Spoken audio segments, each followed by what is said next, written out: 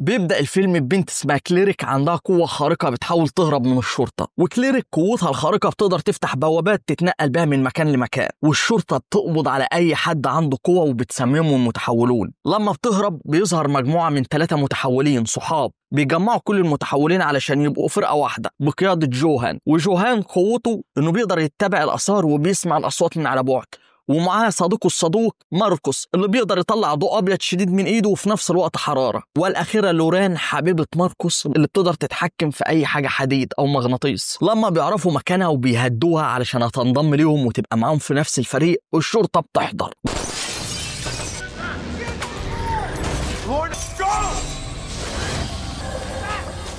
ويبدأ مطاردة ما بين الشرطة وال3 أو ال4 المتحولين، وتنتهي بطلقة في ماركوس. بس الطلقات دي مش بتقتل، وده اللي بيخلي حبيبته لوران تتضايق قوي وتقوم تشلفط الضابط اللي قدامها. بس في الآخر بيهربوا ما عدا لوران اللي ما بتعرفش تهرب وبيتقبض عليها. بعيدا عن كده معنا الأستاذ ريد والأستاذة كيت، الاتنين في المدرسة عن ابنهم اللي دايما بيحصل له تنمر. والأب بنظرة كلها جدية بيبص للمدرس ويقول له إنه هيحاكم المدرسة لو الشيء ده اتكرر. وبعد ما بيمشي مراته بتنبهر بالأداء التمثيلي اللي ياخد 10 من 10 اللي هو لسه عامله. طب ريد ده اصلا شغال ايه؟ هتعرف قدام. ثم نروح لباقي العائله، اندي واخته لوران.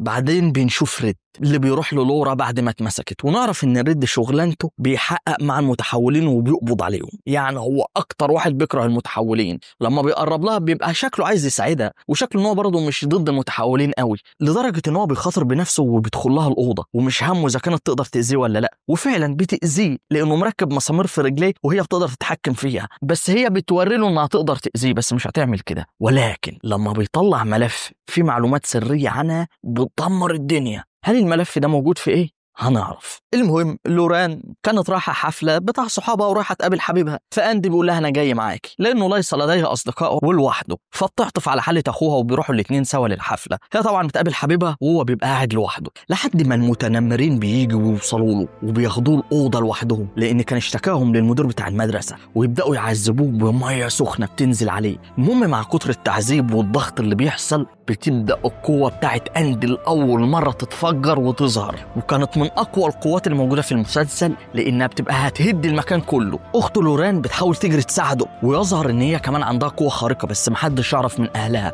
وفعلا بتوصل له وبتنقذه.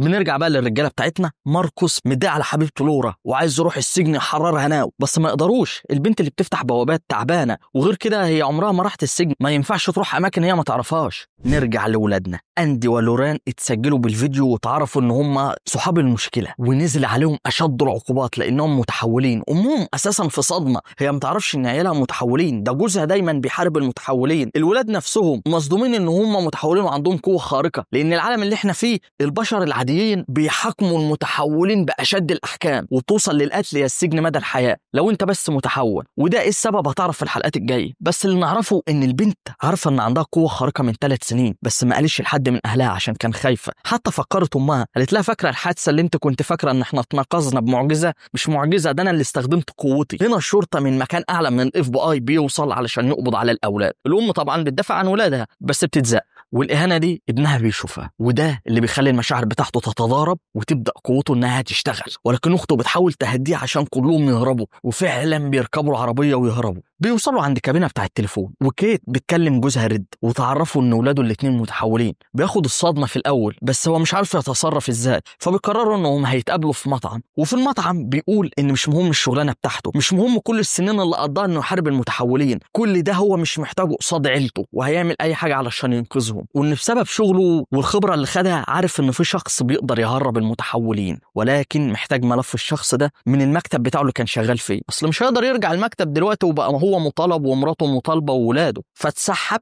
لحد ما كلم واحدة تساعده هناك. هي في الأول كانت رافضة وإنها ممكن تتضر أو تتسجن، بس قال لها إنه خدمها كتير ودي آخر مساعدة، وبالفعل بيقدر ياخد منها الفايل. بعدها الأخوين كان قاعدين بيتكلموا وماشيين، ودي تاني مرة هيستخدم فيها أندو القوة بتاعته، فبيدمر الماكينة. وده باين إنه لحد دلوقتي مش عارف يتحكم في قوته. المهم ماركوس بيجيله اتصال من ريد، وريد بيكلمه ان هو شغال في انه بيقبض عليهم. طبعا كان هيقفل في وشه، قال له انتظر، انا ممكن اساعد حبيبتك واخرجها من السجن في مقابل ان يساعد عيلته ويهربوا بره الدوله تماما. فعلا الاتنين بيتقابلوا، بيتكلموا بقى في التفاصيل. ريد بيعرفه ان عارف كل المداخل في السجن، ومش كده بس، بيديله معلومه ان حبيبته لورا حامل، وده السبب اللي عرفته لورا من الفايل واللي ساعتها اتضايقت وكانت بتدمر الدنيا. هنا بيتصدم ان حبيبته حامل، ولكن مش هيساعده الا لما يهرب العيله بتاعته. وتم الاتفاق ما بينهم، فعلا هيتقابلوا في مكان معين علشان يهربوا منه. بس لما اتقابلوا الشرطه بتوصل لهم. ازاي وصلت لهم او مين اللي كان بيراقبهم او عرفوا ازاي ما تفهمش. الشرطه بتتابع كل حته في المدينه،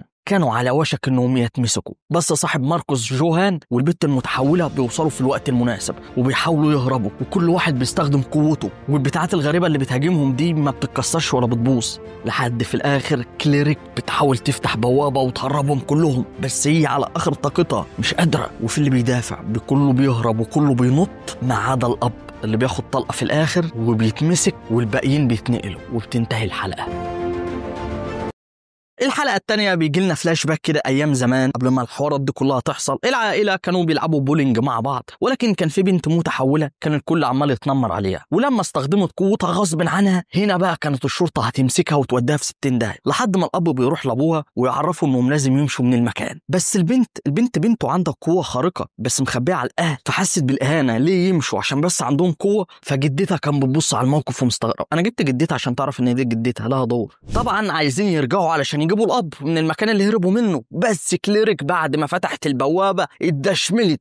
البنت حاليا بتموت، لدرجة يا مشاهد هي بتقدر تفتح بوابات غصب عنها وهي فاقدة للوعي. الشرطة اللي قبضت على ريد طلقة ما قتلتوش، هي بس شلته عاملة زي طلقة كهربائية كده، ومسكوه علشان هيحققوا معاه. لورا بعد ما اتسجنت واتحطت في الزنزانة، عايز اقول لك سمعت شتايم من كل مسجون واهانات قد كده. حاولت تستخدم القوة بتاعتها، الطوق اللي على رقبتها كهربها. الشخصية الجديدة الوتكة اللي قدامك ماتيلدا حبيبة جوهان، بس ما لحقوش يتكلموا لان كليريك بتموت، صوتها بيزيد اعلى، التنفس بيتقطع، وكت ممرضة فعارفة الحالة اللي قدامها، فطلبت شويه حاجات يجيبوها من المستشفى. فقالوا لها ان هم متحولين وهربانين ما ينفعش يروحوا مستشفيات. فايه طب هنسيب البنت تموت؟ في نفس الوقت البنت عماله تفتح في بوابات وترمي عليهم حاجات، وكمان بوابات الشرطه بتعرف تبص لهم منها، يعني يقدروا يحددوا المكان اللي هم هربانين فيه، فده هتفضحهم لو ما عالجوهاش. الاب بيتم التحقيق معاه، هو مش شايف ايه التهمه اللي انا بتحقق معاه فيها؟ التستر على ارهابيين، وعرف ان عياله بقى تحت قائمه الارهابيين دلوقتي، فطلب ان يبقى معاه محامي. بيرفض. طب فكر نفسك في الملاهي، ريد وماركوس الاثنين متوجهين نحو اي مستشفى، بس مش اي مستشفى خاصه بالمتحولين، هيروحوا يسرقوا منها الادويه اللي ممكن تعالج البنت وتفضل على قيد الحياه. اما لورا في السجن بتتعامل باحقر معامله، بالذات من اللي عامله فيها قائده السجن واللي قدام، وكان في بنت متحوله زيها ففرحت اخيرا حد هيبقى زيها وشبهها يبقوا اصدقاء، بس البنت كانت جبانه وقالت لها انها ما تقابلهاش تاني وسابتها، لان المتحولين هنا بيتعاملوا بمعامله وحشيه. ريد وماركوس وصلوا للمستشفى، وطبعا ماركوس كان واخد طلقه في اول حلقه، بس الدم بتاعه مشاهد دمه غريب زي ما انت شايفه، فعمل نفسه انه مصاب ومحتاج عنايه حالا ومحتاج دكتور. والريد قالت ان هي حبيبته، والدكتور هو بيعالجه وبيساله ايه السبب اللي في كتفك، والدكتور عارف ان دي طلقه، بس ماركوس ضحك عليه وقال له ده انا وقعت بس حصل فيا التعويره دي. الدكتور لاحظ جروح على وش كتف فخدها على جنب، قال لها انا عارف ان المتحولين بيبقوا خطرين، فانت لو بتحبيه انصحك ان انت تسيبيه، خليك في نفسك. وسابته. جوني مع حبيبته ماتيلدا بيفكروا يسيبوا المكان بكل المتحولين اللي فيه، لان الشرطه بدات تعرف بسبب البوابات، بس ماتيلدا بتقول مش هنلحق وهنروح فين اصلا، فكنسل الفكره. الاب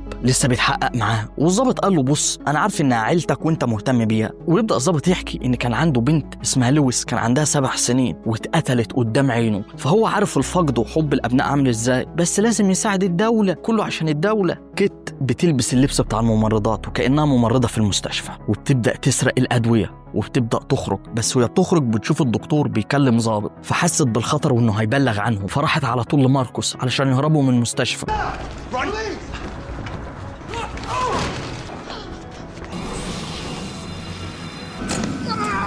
وفعلا هربوا. اما لورا في السجن فلقت الرئيسه من تاني، بس المره دي لورا ما كانتش خايفه منها تماما، بل لما بصت لها قالت لها غالبا واحده متحوله علمت عليكي فعشان كده انت بتكرهيني. بس لورا ما كملتش الكلام وخدت ضرب، بالذات الرئيسه كانت عارفه انها حامل فاصرت تضربها في بطنها. ده شملوها بس حاولت تستخدم قوتها حتى لو هتتاذي وتضربها، وبالفعل ده حصل، بس في الاخر جروها ورموها في حبس انفرادي. كليريك العيانه بتتالم لدرجه الموت، ولدرجه عماله تفتح بوابات، ولكن الشرطه كان مستعديه لفتح احدى البوابات وكان على وشك الهجوم، والكل بيحاول يدافع وبوابات بالزياده بتفتح. اهدي يا كليريك. وفي نفس الوقت بيتم التحقيق مع الاب، ومش بس كده بيكتشف انهم قابضين على والدته وبيحققوا معاها، وظابط زي بيقول له يا تقول عيلتك فين يا اما والدتك هي اللي هتتحط في السجن. فدي كان ورقه ضغط كبير عليه، وهو شايف امه بتحاول تدافع عن نفسها على قد ما تقدر. كيت وهم خارجين وهربانين من المستشفى مستغربه هم المتحولين ما عندهمش حقوق، ازاي يهجموا عليهم في المستشفى؟ فيبص لها ماركوس ان المتحولين بيتعاملوا اسوأ من كده بكتير، ولما بيوصلوا للمقر بيلاقوا الدنيا منفوخه على الاخر وبوابات مفتوحه يمين وشمال، كله بيحاول يهرب ساعتها ما عدا كيت بتقول انها مش هتهرب وهتخش جوه تحاول تعالجها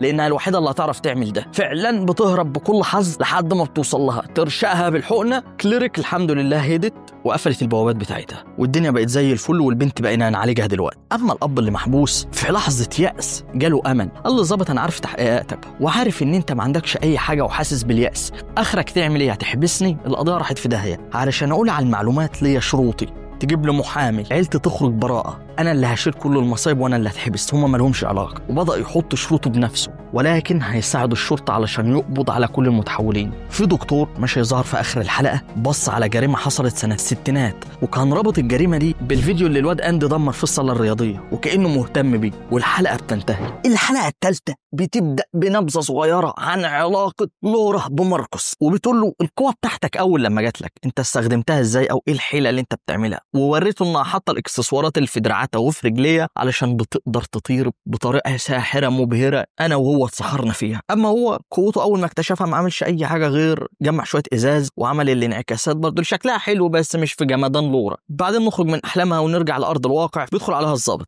يقول لها سلميني الجماعه بتاعتك المتحولين وهقدم لك عرض جامد، هفتح لك الزيارات. لا عرض فعلا ما يتفوتش. الرجاله بتفكر ازاي هتخش السجن تدمره تطلع منه لورا، تقوم الام طالعه وسطهم وتقول لهم يا رجاله احنا هنتكلم بالعقل، نروح لواحد وزير نعرض عليه الموقف ويبقى جنب المتحولين. قالوا لها ان العقل لا يتحدث بل الايدين والقوه، خش على جنب ولادك. فعلا دخلت عند ولادها. جوهان بيحاول مع كليريك انها تقوي القوه بتاعتها. ليه بقى؟ من بعد ما فاقت من مرضها قوتها بدات تختفي تماما او تضعف، فجوهان قرر انه هيدربها عشان تقوي قوتها. فماتيلدا جات له حبيبته قالت له ليه ما استخدمش قوتي؟ وهنا نعرف قوتها. ايه قوتها؟ تقدر تزرع الذكريات او تمسح الذكريات أو تتلاعب بيها، ولكن حذرها إنها ما تعملش كده مع كليريك علشان كان عملت الحركات دي مع كذا واحد قبل كده وحصل لهم مشاكل. المشاكل متوضح لناش. المهم الأم بالليل بتصحي ولادها وتقول لهم أنا همشي أروح لخالكم، أقنعه إنه يساعدنا في إنه يخرج الأب من السجن بعلاقاته اللي هو عارفها. ولكن الأولاد قرروا إنه مش هيسيبوا أمهم وهيروحوا معاها، يعني هيروحوا معاها. أما الأب مع الضابط سلم ماركوس تسليم أهالي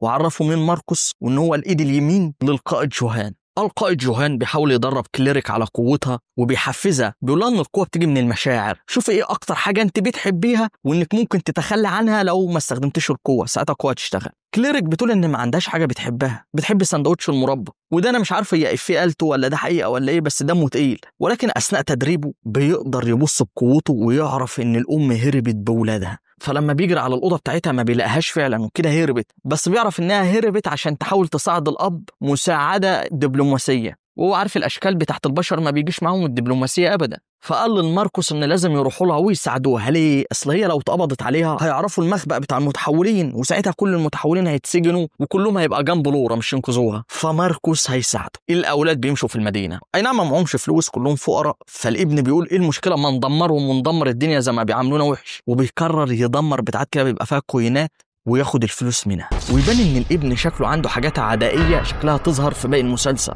وانا هنا بخمن ماتيلدا لما قعدت مع كليريك عرفت انها ما عندهاش احباء ولا حبايب ولا اكس ولا دخلت علاقات قبل كده. المهم الام ذهبت لاخوها فعلا، خدته بالحضن، اتفضلي يا اختي انت واولادك تنوروا. اول ما قالت له انها محتاجه عشان يخرج جوزها، طب بقى يا اختي انت مش قعدت وشربت الشاي، خدي اولادك وامشوا. وقال لها انه ما يقدرش يساعدها غير ان يديها فلوس، انما يخش يساعدها في علاقات ويخرج جوزها والحاجات دي ما يقدرش، ده ممكن يسجن نفسه. فحست بالخذلان لاول مره من اخوها، وقالت له ان انا ساعدت امنا قبل كده وما اشتكتلكش، ساعد دلوقتي جوزها مع الضابط بيخططوا هيوقعوا اول واحد ماشي بتاع البار اللي كانت قابله فيه. فعلا الاب نزل له، طبعا المتحول مش واثق فيه خالص، وقال له انه ممكن يقتله الوقت. الاب قال له انا كده خسران كل حاجه، يا تساعدني وتعرفني فين المكان بتاعكم يا اما تقتلني اسهل لي. فهنا المتحول بيصدقه وبيحس ان هو بائس، وبيحطوا مع 2 متحولين امه وبنتها، وهينقلهم هم ال3 لمبنى او منشأ متحولين اللي بيستخبوا فيه. بس البنت كانت لطيفه قوي، البنت الصغيره، والام كمان. الام لما شافت ان فيه حزن بدات تلمسه وتستخدم قدراتها التي بتخليك تتخلص من الحزن بتاعك، وهو كان سعيد ومبسوط، فتحس انه حاسس بالذنب انه بيسلم كل ده للشرطه. اما الواد مع ابن خاله في الاوضه وهم قاعدين بيلعبوا، فبيجيب له جايزه وبيقول له استخدم القدره بتاعتك انا عايز اتفرج عليها. فايه ما عرفش يستخدمها، بس كان حصل موقف كده، شاف حبيبته على الانستجرام ماشيه مع واد تاني، قام اتضايق وقام مدمر الجايزه. ساعتها الام بتدخل، مفيش حاجه يا حاج كملي نوم. بس يا مشاهد، جت اللحظه اللي الاب هيسلم فيها الناس، وفعلا هو راكب العربيه معاهم ومتوجهين الى منشأة المتحولين، ولكن لاحظ ان البنت الصغيره زعلانه علشانه وبتتمنى له ان هو وعيلته يعيشوا حياه سعيده. الذنب كان بيفرته، كان بيقتله، هو مات من الذنب. ساعتها احترف لهم وقرر انه هينط من العربيه عشان ما يأذيهمش. ساعتها لما المتحول عرف، شغل قوته واخفى العربيه. ساعتها الضابط قال له انت ارتكبت اكبر غلط في حياتك وهتندم عليه. لورا وهي قاعده لوحدها ومن اليأس قررت هتستخدم كل قوتها، حتى لو طوده هيقتلها بس هتستخدم، لحد ما اغمى عليها. وجه الضابط وجات واحده من الشرطه علشان تشوف حالها. كيت لما صحت من النوم لقت جوهان وماركوس موجودين، قالوا لها الشرطه ممكن تجيلك في اي وقت وهتعرضنا كلنا للخطر. قالت لهم لا انا عند اخويا هيساعدني. حاولوا يفهموها انه مش هيقدر يعمل حاجه، المتحولين الناس كلها والشرطه بالذات بتكرههم. ما كملوش الكلام والاخ جه، وغير للاخ اللي جه الشرطه جه، حوطت البيت كله عمال يستغرب مين اللي بلغ الشرطه او مين اللي قال. يطلع الواد ابن اخوها كان باعت ايميل لصاحبه عن الجائزه اللي اتدمرت، والشرطه تعقبت هذا الايميل لحد ما وصلت للبيت. الاب عرف الضابط بتاع الشرطه، حاول يطلع معاه يحل ودي، بس الضابط ضربه بالسلاح على وشه وداخل جوه مصمم هيقبض عليهم. ماركوس استخدم قوته وحاول يهرب. ساعتها كلم ماتيلدا وقال لها خلي كلارك تحاول تفتح بوابه عشان تساعدهم. تحاول تقول لكلارك افتحي بوابه، تقول ما اقدرش قوتي ما بقتش شغاله. قامت ماتيلدا عملت ايه؟ زرعت في كلارك الذكريات انها بتحب وتعشق جوان، فقامت بكل قوتها عشان بتحبه بالذكريات المزيفه، فتحت بوابه كبيره، قدروا بالعربيه يهربوا ويدخلوا في البوابه دي. ساعتها لما بقوا في سلام، كلارك اول ما شافت جوهان جرت عليه وحضنته. هو مش فاهم فيه ايه، بس غالبا فهم برضه ان ايه ماتيلدا زرعت لها ذكريات، مع انه كان حذرها قبل كده، بس قالت له ان ما كانش فيه حل انها تساعده غير ده. الدكتور اتصل على الضابط وقال له ان محتاج اندي لو قبضتوا عليه علشان هيساعدنا، بس الضابط قفل في وشه وقال له احنا ما بنتعاملش مع دكاتره، ولكن في لغز ورا الدكتور ده هيظهر. في الاخر اخو كيت قال لها ان انا هساعدك، وجاب لها معلومات ان جوزها لسه عايش، هو بس محطوط في منشأة وهيتنقل، ودي معلومه مهمه. فحضنته بيقرروا الخطه الجايه عشان الحلقه تخلص، عشان التشويق كله في الرابعه. الحلقة الرابعة، وكل حلقة بدايتها بتجيب حتة من ماضي شخص والمرة دي الشخص جوهان مع أليكس، وده كان صديقه الصدوق، بيحبوا بعض بيعشقوا بعض، ولكن للأسف أليكس بياخد بالطلقة وبيموت، وده جوهان اللي هو فاكره، بس ده ما حصلش. وأليكس قوته الخارقة هتعرفها قدام. سوف يتم نقل لورا لمكان تاني، سجن برضه، بس سجن بقى ايه بيستغلوهم في ايه هتعرف. ولقيت جنبها الضابط اللي كان بيحقق معاه، انت بقيت مسجون زيي، والله الزمن ماشي بظهره. وكانت كرهاه وشمتانه فيه ومش عايزه اتكلمه. ماركوس عشان الخطه اللي لازم يهرب بها لورا قال هيستعين بصديق. فعلا راح لنايت كلاب عالي فشخ ودخل قابل واحده ست. الواحده الست دي اول ما شافته قالت له انت جاي لي علشان اساعدك تهرب حبيبتك، وانا الاكس دي الاكس بتاعتها مشاهد وشمتانه اصلا ان حبيبته اتقبض عليها. اما بقى الرجاله بتاعتنا عرفت ان المساجين اللي هو لورا والاب الاثنين هيتنقلوا في عربيه، مقررين العربيه دي هيهجموا عليها وهيحرروهم. فاول حاجه عايزين يفرتكوا العجل بتاع العربيات. مين اللي عنده القدره اللي ممكن يعمل كده؟ اندي، بس اندي ما بيقدرش يتحكم في القدرات بتاعته قوي، بس اخته قالت له انا هدربك، هتحكم في القوه، اوجهها ناحيه العجل، وفعلا عرفت تعمل ده. طبعا الاب قعد مع لورا عمال يقول لها ولادها هيتحبسوا وانت عارفه اللي فيها، والمعاش ما عادش بيقضي، وقعد بيحاول يستعطفها. قالت له انه يستاهل، وانه شوف السجن كام واحد قبل كده لما كان شغال مع الدوله، والوقت لما اولاده بقى مكان المتحولين عرف قد ايه المتحولين مظلومين. لا قررت انها مش هتسامحه، بس لما قال لها طب ساعديني نهرب مع بعض، خلاص طالما انت عايز كده وهنهرب وهستفيد نهرب، وهيتعاونوا في مسألة الهروب. المقابل بتاعت الإكس بتاع ماركوس إن في واحد هم خاطفينه ولازم يخليه يحترف. طب هو كان بيعمل كده إزاي زمان؟ كان بيعلي الإضاءة بتاعت إيده بالقوة الخارقة، ولو الشخص ما احترفش الإضاءة لو زودها هتخليه أعمى، فكان أي حد بيحترف. فعلا كل حاجة زي الفل، ومن بكرة هتبدأ الخطة. ولكن كليريك كل شوية الذكريات بتاعتها مع جوهان عمالة تجيلها وهي مش فاكرة الذكريات دي، فحاسة بلخبطة. سوف يتم نقل لورا والأب. كليريك من كتر الذكريات اللي بتجيلها راحت لجوهان قالت له في حاجه ما بيننا ولا انا بتخيل ولا ايه؟ قال لها ان ما فيش اي حاجه وان دي يعتبر اول مره يشوفها. المهم كله على الاستعداد عشان مستنينا العربيات وهيهجموا عليها، بس الام خايفه على الاولاد، بس هيعملوا اي حاجه عشان يطلعوا ابوهم. فعلا بدات العربيات تيجي. اندي مش عارف يفجر العجل لان هو مش متعود على العربيات وهي بتمشي، بس اخته بدات تقول له ان انت فاشل، قوتك ملهاش لازمه، وتعصبوا فبدا يستخدم قوته وفرتكوا العجل. بس الفكره انهم فجروا العجل في المكان مش الصح او المتفق عليه، ودي كانت مش مشكلة، كلهم هيعرفوا يهجموا. في واحد من المتحولين عنده قوة خارقة انه يقدر يخفي نفسه وهيروح يحررهم. بس عارف المشكلة اكتشفوها ان في حاجة بتمنع الكل انهم يستخدموا القوة الخارقة بتاعتهم، محدش عارف يستخدمها. وهنا جوهان اكتشف ايه الغلط ممكن يكون في ايه. فعلا فضل يمشي، اما الاثنين اللي في العربية بدأت تضرب الحارس وعايزة تخرج. فعلا جوهان بيطلع اللي بيفكر فيه يطلع صح. الواد صاحبه أليكس اللي كان في أول الحلقة قوته الخارقة إنه يوقف أي قدرات بتاع أشخاص تانية، بس هو مستغرب هو إزاي عايش. طب حتى لو عايش إزاي شغال مع الحكومة؟ طبعا قدرة اللي بيختفي اختفت واتكشف واتضرب بالنار. ماركوس حاول إنه يساعد أو يعمل بس اتزنق وكله بيضرب عليه الطلقات وبقى في موقف لا يحسد عليه. كلهم دلوقتي بقوا محاصرين ومش عارفين يستخدموا قوتهم وكانوا على وشك إنهم يتقتلوا، لحد ما ماركوس بيوصل. لما صاحبه بيقع بيلاقي تاتو غريب مرسوم على إيده وده ليه لازمة. المهم كله رجع للقوة بتاعته. الفكرة ان لورا محبوسة في مكان كله بلاستيك وهي ما بتعرفش تستخدم غير الحديد، فالاب بيقول لها استخدمي الحديد اللي في رجلي اللي كان هديته دوبيه قبل كده، وفعلا بدأت تستخدمه وتعرف تخرج من العربية، والكل عرف يستخدم القدرات بتاعته وبقى بيدافعوا زي الفل.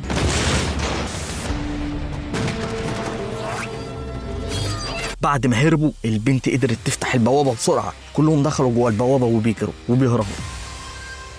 الحلقة الخامسة الماضي بتاعها وبدايتها بتعرفنا كتير. الضابط وهو قاعد مع العيلة بتاعته وفرحان ومبسوط وحاسس بكل الأمان، وتحديدا يوم 16 مايو بيحصل ثورة ما بين المتحولين والبشر العاديين. مش عارف اللي بيحصل بعد كده، بس بيحصل انفجار ضخم بيخلي بنته اللي كانت بتلعب قدامه لويس بتتحرق بتموت، وده أدى لسببين. أدى لأن الضابط بقى بيكره المتحولين، أدى إن بنته تموت، أدى أصلا إن العالم كله بقى بيكره المتحولين لأنهم شايفينهم السبب في الانفجار ده. جوهان وماركوس أليكس ازاي شغال مع الشرطة وازاي شغال مع الحكومة وهو كان بيكرههم، ومن امتى الحكومة بتشغل متحولين. الأب بيدخل لجوه وبيطمن على أولاده وبيحضن الأولاد ويتم جمع الشمل. الواد بقى اللي كان بيحاول يهرب الأب أول لما شاف الأب اتخانق معاه خناقة شديدة لأن هو كان شغال مع الشرطة وحس ان ده خاين وقلب الدنيا كلها عليه. كل المتحولين اللي موجودين في المنشأة مش طايقين الأب شايفينه خاين. مرات الضابط بتتصل عليه وتأكد انه يجي النهارده بدري علشان يزوروا بنتهم الميتة. المهم الواد اللي عنده قدرة الاختفاء اللي خد الطلقة بيموت، والأم بتحاول على قد ما تقدر تستخدم مهاراتها في الطب انها تعالجه، وكل المتحولين شايفين مجهودات الأم.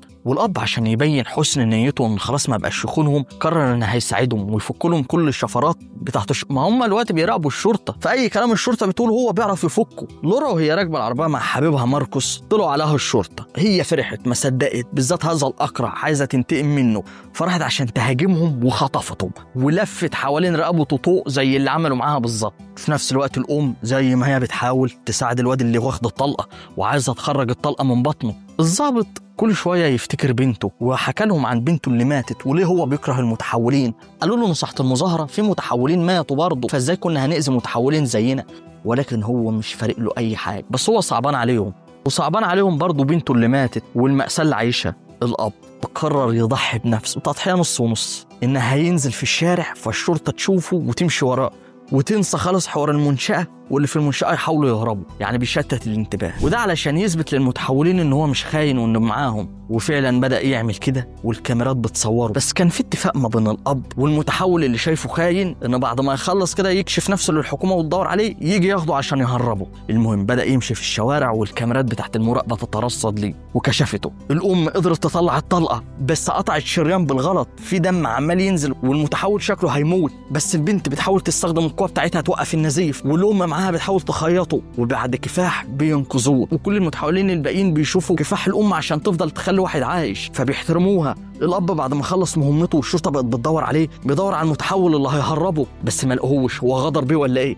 بس هو بيجري من الشرطه لقى المتحول، قال له كنت بتاكد ان انت ما بتخونيش، وركبوا وهربوا. اما اولادنا اللي خاطفين الضابط بدات الشرطه توصل لهم، وفي نفس الوقت ماتيلدا وصلت وقررت انها تشوف الذكريات بتاعته، تاخد منه شويه معلومات، والباقيين يحاولوا يوقفوا الشرطه. ماتيلدا وهي بتحاول تاخد منه الذكريات بتلاقي ذكريات بنته اللي بتموت، فبتحاول تخفف عنه، بس الكل بيقول يلا نهرب عشان الشرطه بدات ترمي دخان مسيل للدموع. بس هي ما كانش خلصت كل الحاجات بتاعتها، وقالت خطر ان احنا نسيبه كده، ذكرياته لسه مش مكتمله. بس سابوه ورجعوا للوحده، واكتشفوا ان الناس المتحولين بياخدوهم وبينقلوهم في مكان تاني اللي في الصوره، ولقوا صوره وشم نفس اللي كان على أليكس اللي منضم ليهم. هل بقى بيعملوا حاجه في المنشاه بيخلوا المتحولين تنضم للشرطه؟ المهم ابننا بياكل مع العائله بتاعته وسعيد ومبسوط. كليريك عرفت ان ماتيلدا لعبت في ذكرياتها، فراحت شردحت لها وقالت لها لو عملت ده من تاني انا هقتلك. كل ده تفاهات. خلينا في الضابط لما رجع لمراته وقال لها كل حاجه كويسه، اليوم مشي كويس. بعدين هو داخل سألها على بنته لوسي هي عامله ايه. مراته استغربت، ازاي بيسأل عليها ازاي وهو عارف انها ميته، ده ميته من 4 سنين. فالاب بيبدأ يعيط وبيقول هي عملوا ايه في ذكرياتك. وبتنتهي الحلقه.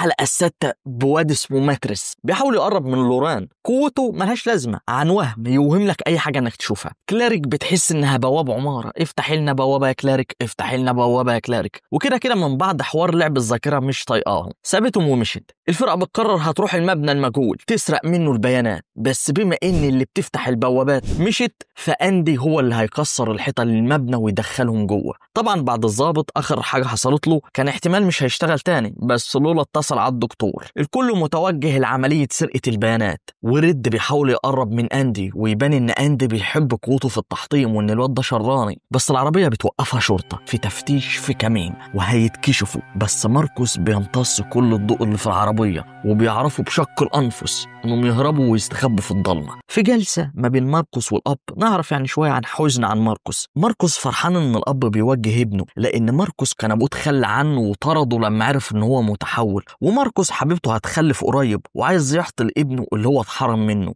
الدك قرر يرجع الضابط للشغل بمعارفه بس بشرط إن يجيب له أندي. طب أنت عايز أندي في إيه؟ هتعرف. وكمان أي معلومة الشرطة أو الFBI تعرفها توصل للدك، والدك شكله مسيطر على المتحولين ومشغلهم معاه زي الراجل اللي قدامك ده. طب إزاي؟ برضه هتعرف. لسه ماتريس مع لوران بيبهرها بالأماكن اللي بيعملها وشكلها هتحبه ولا إيه. بيوصل كلهم للمبنى، وأندي بيقدر يكسر الحيطة اللي هيدخلوا منها ويطلعوا للمكتب وياخدوا الملفات وهاردات. بس الأب كان متنح في صورة ليه أيام مجده وعزه وشغله، وماركوس عايز يحرق المكتب علشان البصمات، بس الأب رافض علشان صورته، بس اتحرق في الآخر. والشرطة عمالة تطاردهم، وهنا قررت شلة الستات هتتدخل ومعاهم الواد بتاع الوهم، وطلبوا منهم يجروا بالعربية ويدخلوا في الكمين. حتى لو انتوا شايفين ده غلط اعملوا كده. طب ندخل ازاي؟ وأندي عايز يستخدم قوته عشان ما يموتش. ماركوس قال لهم يثقوا في الستات ما تفكروش، وفعلا صنعت لوران جسر نطوا من عليه، والواد عمل وهم عربيتين من طريقين مختلفين عشان الشرطة تتشتت. أما السيارة الأصلية خفاها بالوهم، والدنيا بقت بامبي وكله مع أحبائه، إلى أن ماركوس جاله اتصال من الإكس بيساومه وتنتهي الحلقة. في الحلقة السابعة الإكس بتقول له زي ما أنا خليتك وساعدتك تحرر صاحبتك تيجي تعمل معايا خدمة. طب هي ساعدته في إيه؟ ساعدته إنها عرفت اتجاه العربية اللي كانت حبيبته محبوسة كانت هتمشي فين. جوهان بيقرر هيروح لكريليك يجيبها. ليه بقى؟ أصلها دي لو اتمسكت الشرطة هتعرف مكانهم كلهم، وبنتنا مع الواد كان أي ما يقول كلمة عيونها تطلع قلوب وشكلها بتحبه. الرجالة وهي بتفك الهاردات الأب عرف معلومة عن حبيب بنته وراح لمراته قال لها إن الواد ده كان قبل ما يجي هنا كان بيسرق محلات مجوهرات وده خطر على بنتهم. جوهان بيوصل لكليريك بتقول له انت عايزنا عشان مصلحتك وتستخدمنا افتح لك ابواب وبوابات. لا مع السلامه. بس هو بيعرف ان هي عايزه تروح لاهلها اللي ربوها، فقال لها انه هيساعدها يوصلها لهناك علشان الذاكره بتاعتها مشوشه. ماركوس كان مفاهم حبيبته ان رايح يجيب اكل وامدادات، فهي حويطه اتصلت على بتوع الامدادات وعرفت ان هو كداب وهتطلع عين امه. وليكس كانت بتقول لماركوس مهمتك بسيطه، هنروح نولع في مخدر على شويه روسيين وبس سهل هنرجع. الأب لما ورى بنته حقيقة حبيبها قالت impossible، مستحيل يعمل كده، انتوا كدابين. كدابين. المهم الدوك اقترح على الاف بي اي يزرع متحولين معاهم علشان يعرف مكانهم ويعرف اسرارهم، فالقائده رفضت، فقام قتلها باستخدام خدام تبعه من غير ما حد يعرف، بس الظابط كان قطع عليهم وفاهم. من فك تشفير الهاردات عرفوا ان المبنى المجهول فعلا فيه هناك حاجه بيعملوها للمتحولين. بنتنا راحت تفهم الحقيقه وقال لها ان هو فعلا كان حرامي، بس ليه؟ عشان ابويا كان حارمني من الاكل وطرده بره البيت، فما كانش عارف يصرف على نفسه غير السرقه. وصلت جوهان مع البنت للبيت واكتشفت ان من فتره جات الشرطه هنا وقتلت اهلها اللي ربوها بالتبني، وهنا قررت ترجع معاه علشان ترجع حق اهلها اللي ماتوا. اما لورا بتشوفه مع الاكس وبتشوفه بيفجر المكان، وكمان الاكس بتديله بوسه، ده انت نكدك هيبقى مضروب في 2. لما روحوا يحاول يفهمها ان ده دين عليه علشان كان انقذها بمساعدتها، بس هي ما بتفهمش. المعلومه بقى الاهم في الحلقه، المبنى المجهول اللي بيعمل حاجات للمتحولين ده تحت قيادة شركة اسمها ديكستر. طب الشركة دي أصلا كان أبو ريد كان شغال فيها لمدة 35 سنة. هل أبوه متورط؟ هو ما يعرفش. طب إيه علاقة أبوه بالشركة دي؟ مش عارف. وتنتهي الحلقة. بتبدأ الحلقة الثامنة. فاكر الحادثة اللي الدك كان شافها من زمان؟ سببها إن الاتنين المجهولين دول لما بيمسكوا إيد بعض بيبقى قوتهم مدمرة جحدة. المهم في الوقت الحالي الأب بيعرف عيلته إن جدهم غالبا متورط ولازم يروح يزوره، بس الفكرة إن هو مقاطع أبوه من زمان لأن أبوه كان بيعامله وحش وكان دايما مش في البيت، وكان مرة الأب هيموت بس الجد ما زاروش في المستشفى، فمن ساعتها بيكره أبوه. في متحولين جداد بيجوا للمنشأة وفي واحدة منهم بتقرأ الأفكار، بتقول إن أفكار المتحولة دي مش مرتاحة لها وفعلا بدأت تهاجمهم.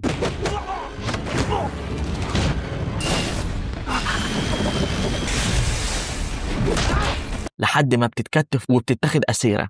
وفي بنت صغيرة من اللجوم كلارك بتتعرف عليها. ريد بيروح لأبوه اللي ما شافوش من 20 سنة، وباين إن ريد مش طايق أبوه وبيحاول يفهم أنت كنت بتعمل إيه في الشركة بتاعت ديكستر دي، بس الجد بيرفض يقول أي حاجة. ساعتها ابنه بيتهمه إن هو أنت كده كده ما بتحبنيش من زمان ولا أنا فارق لك ولا أحفادك. ساعتها الجد بينفجر ويعرفه إن هو أكتر حد في الدنيا فارق له، هو وأحفاده اللي ما شافهمش من ساعة ما اتولدوا، ويعرفه إن أحفاده طالعين متحولين لأجدادهم. فاكر الناس اللي أنت شفتهم في أول الحلقة دول يبقى أجدادهم أبو الجد ده نفسه، ودول عندهم قوة رهيبة. وكمان الجد هو كمان متحول، سأخفى ده عن ابنه وعن مراته سنين كتير. وساعتها لما حس ان ابنه اللي خلفه هيبقى متحول زيه وحياته هتبوظ، قضى حياته كلها في الشركة عشان يخترع حاجة توقف ابنه يبقى متحول. علشان كده كان ابنه ما بيشوفوش وبيشوفه دايما مشغول، وفعلا عمل كده واداله المصل، وده اللي خلى ابنه يروح المستشفى وكان قرب يموت. وساعتها الاب ما قدرش يزور ابنه لانه ما كانش قادر يبصله.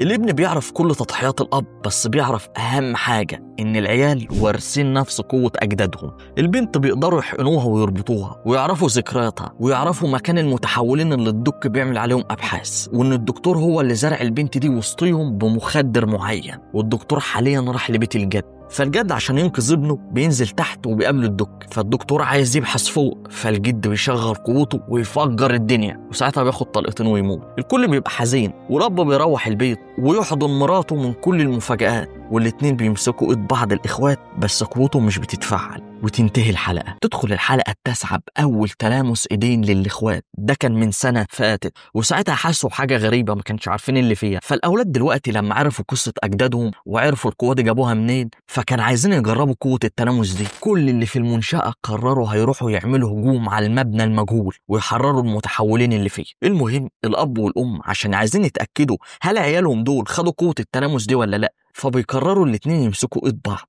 بس مفيش حاجة حصلت. بس أندي قرر يجرب مرة تانية، ويا للهول يا مشاهد، قوة اشتغلت. وساعتها أندي واخته بعد ما خلصوا قالوا ان هم كانوا حاسين ان هم شخص واحد، بل حاسين انه كانوا قادرين ينسفوا المبنى ويقدروا يفتتوا الجزيئات. المهم فعلا بدأت الخطة على الهجوم على المبنى المجهول، وساعتها الكل كان مشارك. يعني عندك الأب والأم بما إن ما عندهمش قوة فكانوا في العربية بيراقبوا من الكاميرات المراقبة، وجوهان وماركوس دول كان بيراقبوا من بعيد علشان هيتدخلوا في الوقت المناسب. وولادنا ومعاهم ماتيلدا وكليريك هيروحوا يفجروا السكيورتي في المبنى علشان ما فيش انذارات تشتغل لما المتحولين يهربوا ومحدش يحس بيهم. فعلا بدأت الخط وبدأوا يدخلوا والدنيا ماشية زي الحلاوة، لحد ما الاف بي اي بيشم خبر وبيقرر يروح المبنى. ساعتها الام والاب بيعرفوا وكمان بيشوفوهم من كاميرات المراقبة ويبدأوا يحذروا عيالهم، ولكن في الآلة اللي هو الروبوت ده اللي تبع الاف بي اي بيقدر يمشي وراهم ويمسك كلاريك. بعدها في فترة تانية ماتيلدا علشان تنقذ العيال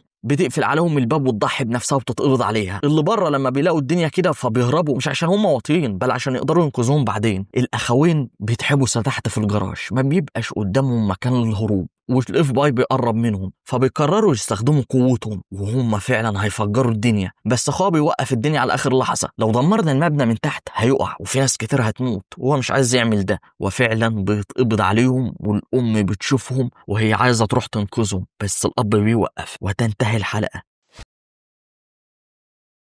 الحلقة العاشرة وهي الأعلى تقييما على موقع IMDb بتبدأ بالماضي للبنت اللي هي بتقرا الدماغ، وفي العلم اسمها إيزونوما، ودي وراها حوارها كبير. المهم الوقت الحالي طبعا الكل برأي مختلف عن التاني، كلام تشاورات بسبب الناس اللي اتحبست، لأن الناس المحبوسة بتحاول تخرج مش عارفة ولا عارفة تستخدم قوتها، وفي التحقيق معاهم بيغيروا الكلام لحد ما الظابط بيدخل لماتيلدا ولا تعرفي انت عيشتيني موت بنتي مرتين لما لعبت في دماغي وحسستني شعور انها ماتت مرتين وانه هينتقم منها اشد انتقام، لو الانتقام ده هيكلفه حياته. بعدين الدك بيتصل عليه ويطلب منه المتحولين للمختبر بتاعه، بس اهم الناس اللي هو عايزهم تبقى اندي واخته، فالظابط كده كارههم فوافق على نقلهم وكانهم فيران تجارب لا يهمه. المهم ماتيلدا تتنفخ، قرأت الافكار اللي وراها حوار، راحت للاب والام قالت لهم الله طب ما الظابط طيب راجل طيب كويس وولادكم هيتنقلوا للمعمل هيبقوا فار تجارب، فلو راحوا السجن هيبقى احسن لهم، انتوا روحوا للظابط قولوا له ينقلهم في السجن بدل المعمل.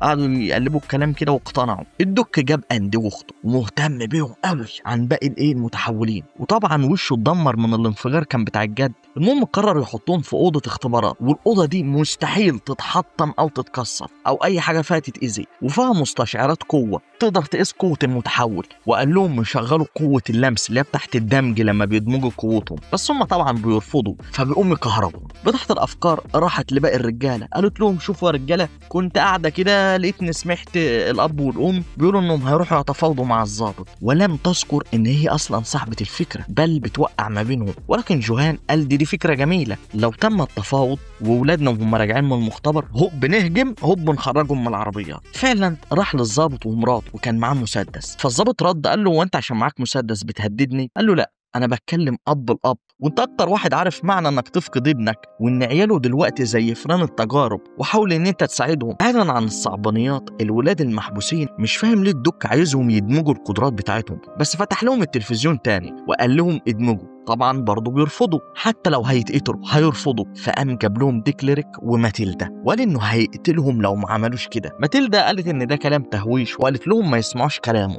فجأة يضرب النار على ماتيلدا تقع ميتة ويهددهم ان الدور الجاي هتبقى كليريك. ساعتها بيقرروا خلاص انهم هيدمجوا، وفعلا بيمسكوا ايد بعض وبتنفجر قوتهم جدا لدرجة المستشعرات من درجة القوة اللي عمرها ما شافتها بتبوظ، والمكان اللي ما بيتكسرش كان قرب يتحطم. الدكتور كان منبهر لانه عرف خلاص ازاي يقدر يدمج قوه اي اتنين متحولين. ما زال التفاوض مع الضابط، واخر الكلام قال ان ولاده بيتعذبوا وبياخدوا حقن عشان يبقوا كلاب للدكتور وبيسيبهم وبيمشي. ساعتها مراته بتاثر عليه وتقول له ان انت لازم تعمل الصح. الكل كان في حاله صدمه وفقد امل وانكسار بعد ما تلدا ما ماتت. الضابط بقى بيروح له بعد ما ضميره بيفوق ويطلب ياخد المتحولين الاربعه اللي عنده، بس كان في متحوله كده اسمها ماتيلدا، هي راحت فين؟ الدك بيرد انها اختفت اثناء الاختبارات ما نعرفش راحت فين. المهم هو الظابط هياخدهم علشان يودوهم السجن. كانت رجالتنا بتجهز الهجوم والرأس المدبر بتاعت الافكار هي اللي بترتب، واول لما العربيات وقفت تاخد التصريح بتاع الخروج وكله جاهز، إيزونوما بتكهرب ماركوس عشان تاخد القياده وتتحكم في عقول الموجودين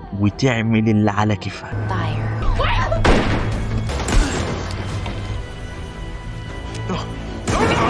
Take the grenade.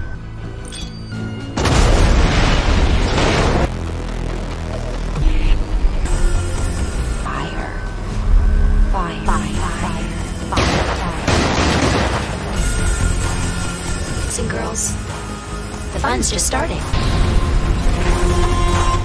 تنتهي الحلقة ال11. الثلاث اخوات مجتمعين مع راجل هيبة وبيقولوا ما يقلقش هم هيخلوا كل حاجة زي التمام وكل مجتمع المتحولين يبقى في صفهم. ما تفهمش ده علاقته الراجل ده. اما اولادنا والظابط فكل جزء منهم كان بينعي الميتين اللي عنده لحد ما العزا بيخلص. كان باين ان جوهان ماسك نفسه وعامل نفسه انه صلب مش متاثر، بس كان بيعيط في الاخر. البنت دي قام جات له كده شكلها تاخد مكان ماتيلدا وهتحبه، والاب مع العائله بيقرروا انهم هيسيبوا المكان ويسافروا على المكسيك. هما طبعا ما كانش موافقين، بس الاب بيعمل كده لان المشاكل بتزيد.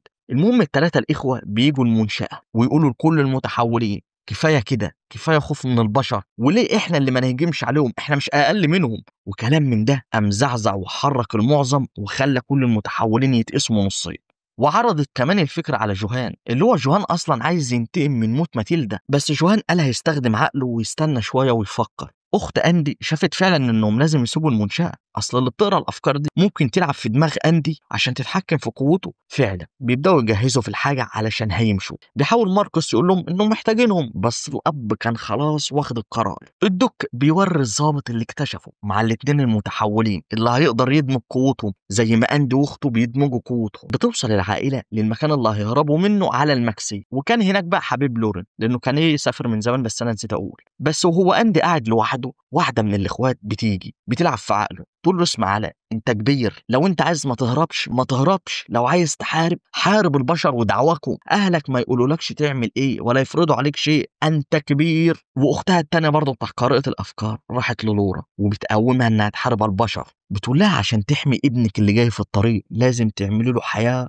آمنة. المهم في معلومة، بسبب ان اللورا حامل فالطاقة تحت الطفل مع طاقتها مندمجين مخلينها اقوى، اما جوه لسه بيشوف هل ينضموا للاخوات ولا لا. لكن بعيدا عن هذا الغراء، في مكان بتاع العيلة كانت الحاجات مش على ما يرام. الدكتور مع الشرطة عارف مكانهم وبيستخدم سلاحه الجديد اللي هو الاتنين المتحولين، دمج قوتهم مع بعض باستخدام جهاز وقوتهم بقت مدمرة، مع ان الاتنين دول اصلا اضعف المتحولين، ما بالك لما اتدمجوا وعملوا المشكلة دي. وبيقول لو عرف يعمل كده مع الباقي هيبقى ثورة في عالم الطب. واندي بيحاول يدافع فاتصاب، والباقي مش عارف يعمل حاجة وحرفيا بيتدمروا، بس جوهان بيعرف وبيقدر يوصل لهم بالبوابات.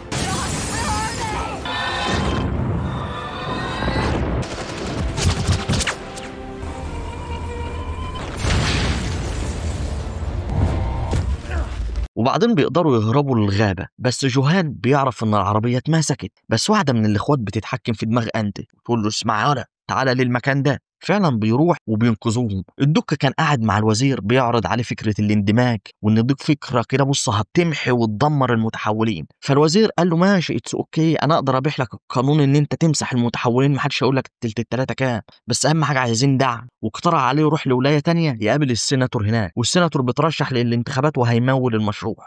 أما الرجالة في المنشأة قرروا ينضموا للإخوات وهينفخوا البشر، ولكن قائد الإخوات كان باين إنه مهتم بأندي وأخته دونا عن الكل. بس ليه الحلقة بتخلص؟ الحلقة ما قبل الأخيرة، وبما إن الشرير لا يولد شرير، في الحلقة من بدايتها كان جاي النماض الدكتور وهو بيحاول يعالج صاحبه. طب صاحبه إيه اللي عامل فيه كده ولا مريض بإيه ما تعرفش. في الوقت الحاضر الإخوات مع رجالتنا بيتفقوا يروحوا ولاية تانية اللي فيها السيناتور اللي مترشح علشان يروحوا يفرتكوا الدك قبل ما يقابلوا، لأن المشروع ممكن يتمول. المهم الدك عشان يكمل بحثه عايز باقي ابحاث الجد اللي كان مات، اللي هو عارف يوقف قوه ابنه، لان باستخدام الابحاث دي هيعرف يوقف ويشيل قوه المتحولين. الولا أندي لسه بيقرأ عن أجداده وشايفهم قدوة حسنة وعايز يبقى مدمر زيهم. أما الأب بيعرف إن الدك هيبعت ناس تحقق مع أمه، أصل أمه دي غالبا عارفين بقية الأبحاث بتاع الجد أو عارفة أي معلومة، فقرر يسبقهم بخطوة ويروح يلحق أمه ويعرف يمكن مكان الأبحاث. بيتم نقل جوهان والرجالة لمكان أنظف من المنشأة عشان يعرفوا يتكتكوا على النظافة، والعيلة بتوصل لمكان شغل الجدة، وأندي وأخته هيستنوهم في العربية. الأم والأب طلعوا يعسعسوا على مكان الجدة، بس أندي كان بيقول لو في حد هيظهر أنا هفرتكوا بقوتي ومش هيهمني، المفروض هم اللي يخافوا مني مش العكس. الرجالة كان مستنية واحد من اللي هيحضر المؤتمر بتاع السيناتور وقاموا خطفوه. ليه بقى؟ علشان يتحكموا في عقله ويقدروا يدخلوا المؤتمر بالورق بتاعه يعني، وكأنهم حرس ليه. الأم ما تعرفش أي حاجة عن جوزها، ولا انه كان متحول ولا ابحاث ولا هي انت متجوزاه اصلا ليها حاجه، فابنها خلاص كان عايزها تيجي معاه علشان حتى يقدر يامنها. مش عارف الحكومه ممكن تعمل فيها ايه. كان في 2 من الشرطه جايين يحققوا مع الجده، ساعتها أندي لما بيشوفهم بيتهور ويروح يهاجمهم، ومش بس كده ده عايز يموتهم، بس اخته بتوقفه والقوة دي من القوة دي بيرموا البعض لبعيد. الدك قاعد مع السيناتور بيعرض عليه الفكرة عشان ياخد التمويل منه، بس بيقول له ايه يصبر يومين، والرجالة بتلبس بودي جاردات عشان تحضر المؤتمر. اما الجدة كان خلاص قررت هتمشي من المدينة عند واحدة صاحبتها وودعت الأحفاد. المؤتمر بدأ. السيناتور بيقول للشعب بما انه بيترشح ان هيعمل كل حاجه عشان يوقف المتحولين، وهيوقف الافعال الهامه بتاع المتوحشين اللي بيعملوها وهيمحيهم. ساعتها المتحولين بيدخلوا بوابات المؤتمر، وجوهان وماركوس بالبوابه دخلوا جوه المؤتمر. اما بره لورا استخدمت قوتها في انها تعطل كل الموبايلات، ولما بيدخلوا بيلاقي في وشهم الدكتور عشان يدمروا الاختراع بتاعه، ولكن بيطلع جبان وبيتحمى في شويه اطفال. بعد كده كان في بودي جاردات بيوصلوا وتنتهي الحلقة الأخيرة. بيخرجوا من المبنى وبيهربوا، وطرق جوهان مش بتأثر بالطلقات دي لأن من قوته دي مزاياها، وبيهربوا في العربيات.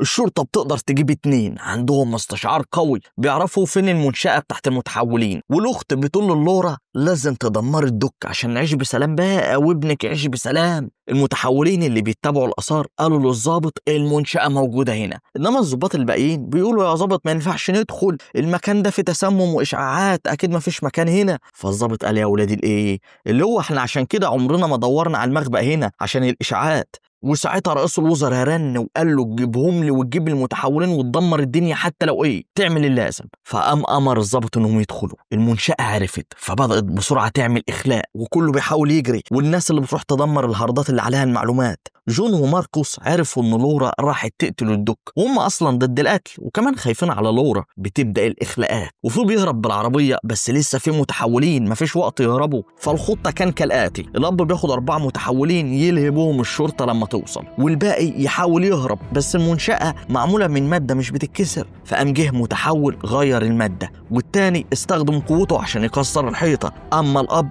بدأ فعلا خطة الإلهاء.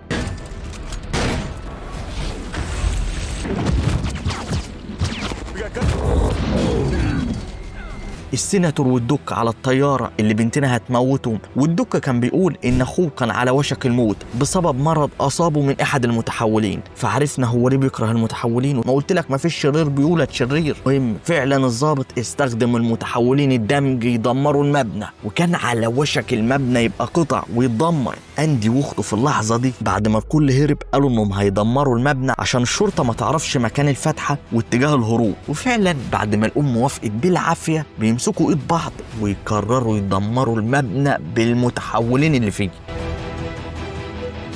بيوصل الأولاد للورا وبيحاولوا يوقفوها يمنعوا القتل، ولكن كان خدت القرار وفعلا بتشغل قوتها عشان تفطق الطيارة نصين ويتم تدمير المدعي العام والدك. ولما بيفوقوا ما بيلاقوش لورا، تبقى اختفت. فبيقوموا يرجعوا للمنشأة الجديدة واللي كان فيها أندي زعلان مع أخته لأنهم ما كانش يعرفوا إن في متحولين وهم بيدمروا المبنى، فزعلانين على موتهم. رئيس الوزراء بيقول للضابط وانا قلت لك تقتل حد، انت ازاي في جنود تتقتل من عندنا وكمان المتحولين اللي احنا مجندينهم؟ فقال له اسمع يا جبان، انت احنا اللي بنقوم بالشغل وانت قاعد هنا زي الجبان، وبعدين مش انت اللي قلت لي اقتل؟ انا مش مكمل في الشغله، واستقال. وفي الاخر ولادنا بيقولوا هنجمع منشأة جديدة وهنبني وهنعم بالسلام. تقوم تدخل لورا مع الاخت وتقول انها هتعمل منظمة جديدة هتحارب فيها البشر، ده احنا عندنا قوة المفروض هم اللي يخافوا. ساعتها بيبدأ ناس تنضم ليهم وينضموا للفكر بتاع القوة، ومن الناس دي كان ابننا اللي امه وابوه بيحاولوا يمنعوه، بس هيستخدم القوة عليهم عشان يطبق اللي في دماغه، وبالفعل بينضم ليهم وبينتهي الموسم. وبقول لك يا مشاهد ادعمني، لايك بقى، كومنت تحت. انا اتهريت وتعبت بفهم في المسلسل ده 13 حلقة من اكبر المسلسلات اللي عملتها. تابعني على الانستا، اما تروح تشوف القناة التانية، ما تقعدش تبص لي كده ببصات غريبة. غير كده سلام يا مشاهد.